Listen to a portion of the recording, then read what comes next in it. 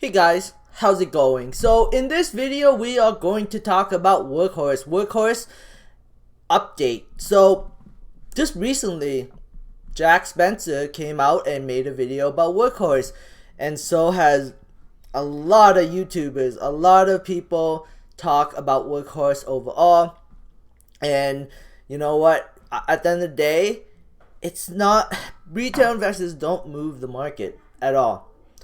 You can try to excite the market, try, make a video, but at the end of the day, if big money doesn't want to move Workhorse stock and actually wants to plummet it, that's the scenario. That's the reality of it. You can't control what big money does. There's also the bots too, and the market maker. There's a lot of factors in the market. It's just not just big money. So there's like three factors in the market. There's the retail investors. There's the big money. There's institution, which is part of the big money. Well, I guess there's the market maker, and then there's the bots. If a big piece of news came out, everything would be bullish and the stock price will get pushed out. So if the USPS deal gets pushed out, all the retail investors, the bots, the market maker will all be bullish and the stock will skyrocket, and the short sellers will freak out, cover, and the stock will skyrocket. But if there's no news, there's a chance that the stock will continue to decline. That's the reality of it. Even if I talk bullish about it, even there's like a leak rumor of a USPS deal, as long as there's a confirm of a USPS deal, the stock won't rally. That's just the reality of it. And so Workhorse, Workhorse right now is just kind of trading sideways, and there's a chance it may trade sideways, and there's also a chance that Workhorse could go back to $15. Like, that is the risk. I don't think it'll go below $15. Why? Simply because that's a major support level. ARK Invest would load the boat on it, and so would probably a bunch of other institutional investors. So I don't think it will go back down there, but there's always that possibility, and you can't forget it. It's the stock market. There's also a possibility, which I highly doubt will happen. It can go back to $2, $2.65. If you say no, it will never happen, are you willing to bet your life on it? I wouldn't. I would not bet my life on the stock going back to $2.50. There is a possibility. That's why the market is so risky, because anything is possible. What happened if bad news comes out? What happened if Workhorse doesn't get the USPS deal, and then all the institutionals start bailing out like no tomorrow, and the stock crashes back down to $2.65? Right? Like, there's always that possibility. That's what makes the stock market so dangerous at the end of the day. Diamond Peak Holdings could go all the way back to $10. That is the risk I have to take holding onto the stock long term. Will it go back to $10 or lower?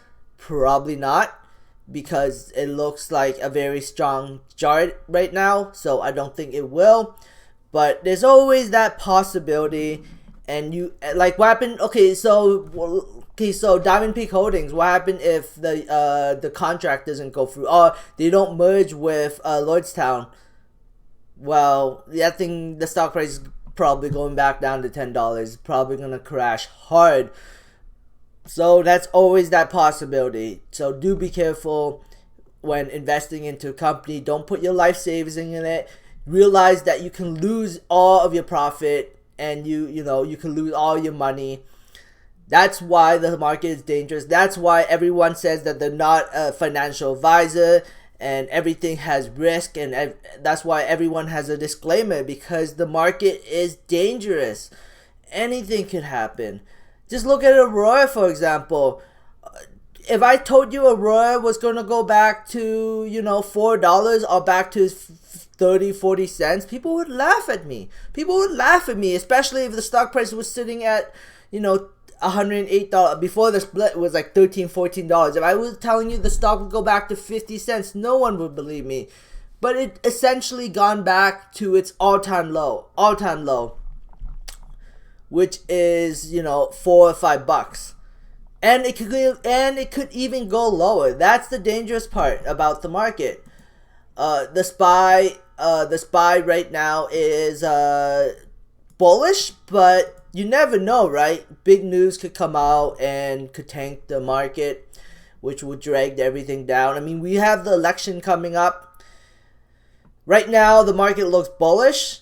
The Fed is pumping more money in. There's that $2.2 trillion stimulus bill that's going to be passed soon. And when that passes, that's just more debt money. So more money equals higher stock prices.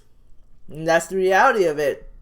And Nikola, everyone's so bearish on Nikola, but yet Nikola stock goes up like a lot. Like from $18 to $24. If you bought in at $18 and be like, oh, you know what? I think the stock will bounce, which, you know, from a charting perspective, it makes sense. Will Nikola continue? It could continue. It just depends on how much ammo the big money that is helping the stock price go up has. If they have more ammo in the tank, they can keep pushing the stock price up. We'll see what happens.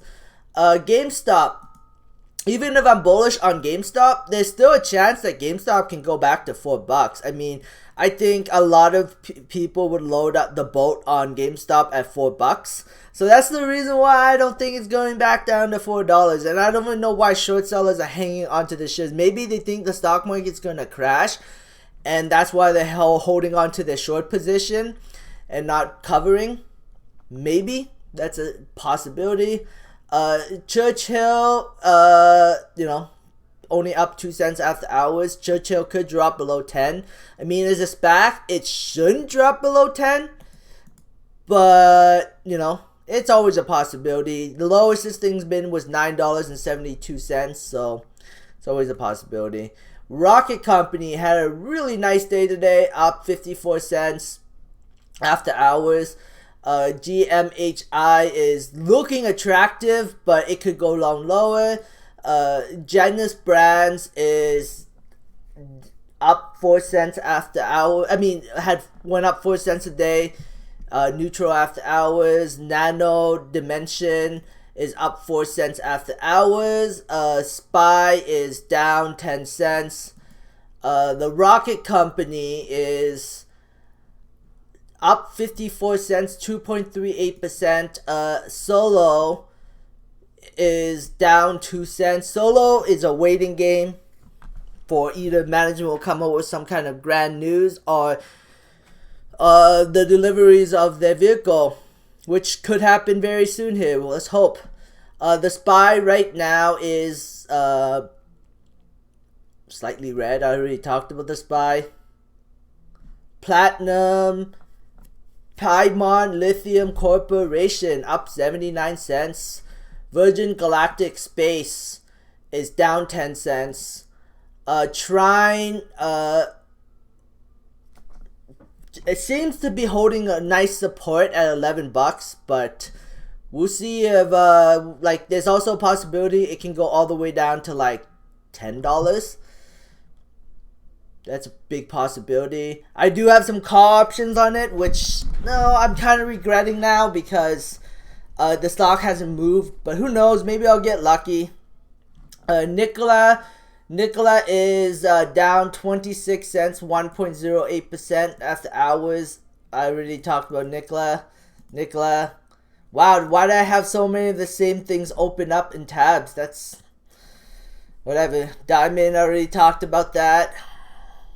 Hive, I didn't talk about that, but yeah, it was slightly up today. So we can see Workhorse, you know, they're also promoting Lloydstown with the endurance truck on their Twitter page. AMD up today 3.5% after hours, pulling back a little bit. AMD is having their Zen architecture reveals very soon, and I'm hoping that pops the stock.